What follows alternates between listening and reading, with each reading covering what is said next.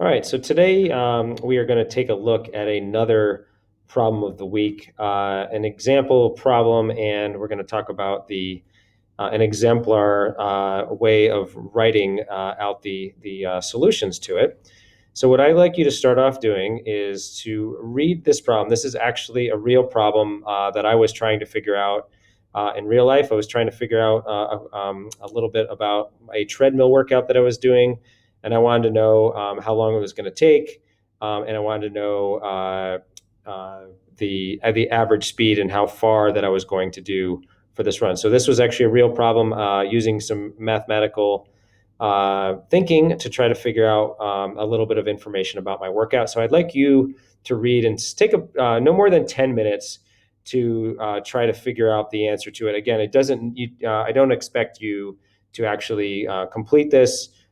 This is actually a pretty tough problem, but I do want you to give it a try and start thinking about it and try to think about how you would set it up to figure it out. Take 10 minutes to do it and then continue this video when you're done.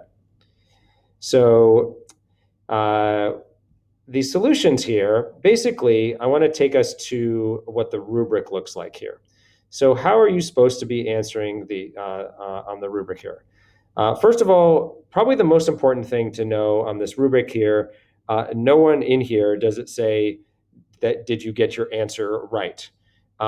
This is not about getting it right. This is about your thought process and your way of thinking to get through the problem. So don't worry about whether you get it right or wrong.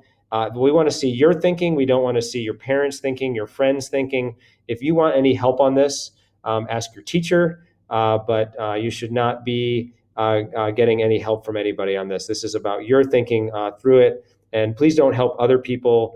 This is something for you. This is about learning about how to figure out your thinking and a way of documenting it in a way that communicates your thinking. So one of the first things that they're asking is to state the relevant information and relationships. And this is actually, people make this much more complicated than it needs to be. In my example here, I just do a quick thing in here. I know that rate times time is equal to distance. All right, one thing that I know, and I know that I'm starting at one speed and steadily increasing to another speed. I need to find out how long it will take and what will be my average speed. This is sort of an answer, a very quick explanation of the problem. In anything that's in purple here, you actually don't have to do in this first problem of the week. Later on, we're going to add in that purple information. You're going to need to add that in there. I do have that in this here, so I do also add in here a little bit about what is known and what do I need to find. We already said what I need to find out in here, but this is some specific known information that helps me do some calculating. Notice that I put some stuff in color here. Later on, I'm going to have a table, and I'm going to have some graphs, and the blue explanation goes for this part of the table. The red part of the table of the explanation goes with this part of the table here, and same with the graph down here.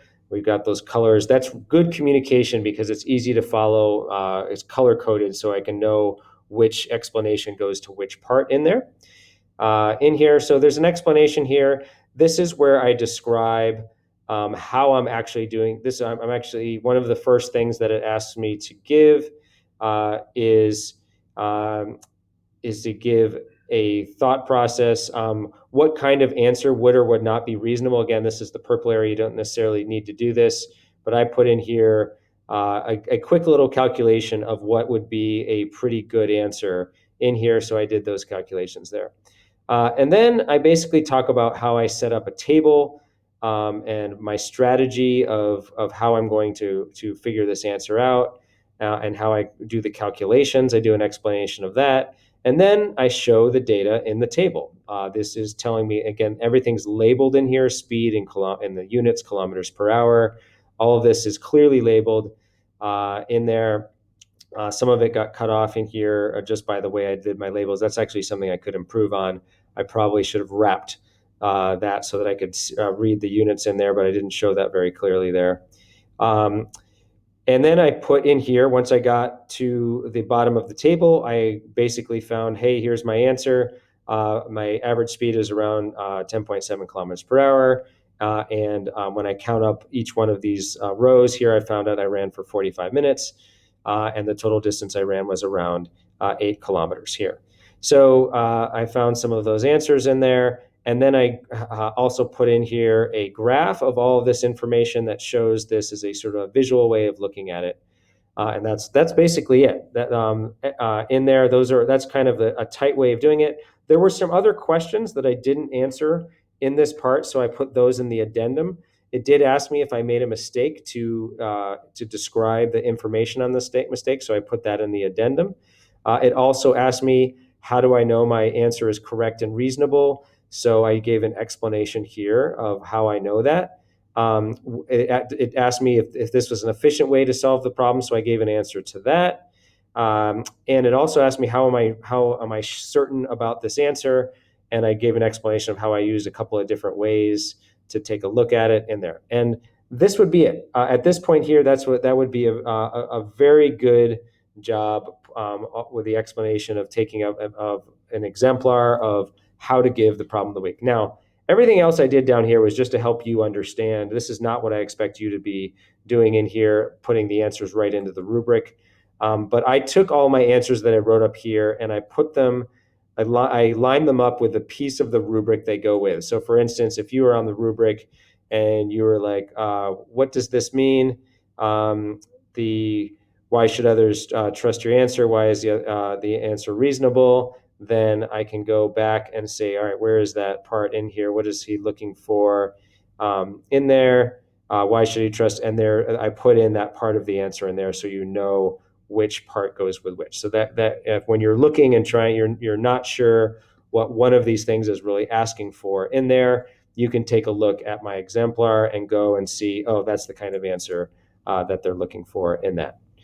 Okay, so that should be it. There's also the communication is really important. Were you clear and use good mathematical terminology? Did you present the work and explanation in a logical and neat manner? Did you label everything with the graphs? We already talked about that, modeling and explaining them. Where the variables used are clearly defined in here. We didn't really have any variables in this particular one. And the final finding is clearly presented in terms of the situation in there, and everything is all the explanation of why and how are all in there. The explanation is comprehensive. We've got everything answered here, but it's concise. We're not going on and on about that. So those are the things that we're expected to do for communication.